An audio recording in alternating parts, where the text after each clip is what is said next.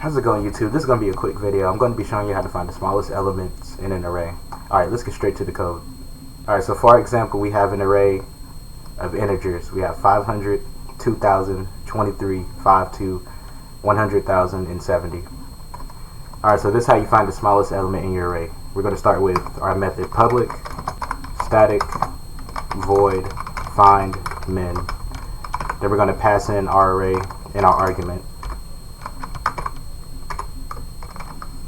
Alright, then inside we're going to have an int variable called min.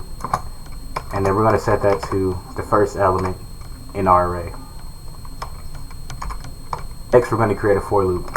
For int I and set that to 0. Then we're going to have I less than array dot length.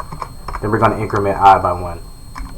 Inside our for loop we're going to say if array I, which means if you find any value in that array, if you find any element in that array that is less than your already initialized minimum, then the minimum would be that element.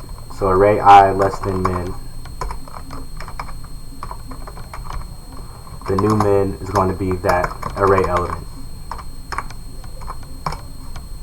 Then outside our for loop we're going to have a system out, and we're going to say this your smallest element is colon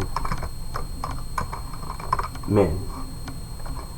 Now we're going to go up to our main method and we're going to say find min array. Alright, now let's look at our result. And the smallest element in our array is 2. So that's how you find the smallest element in an array. If you have any questions, comment below. Alright, thank you for watching.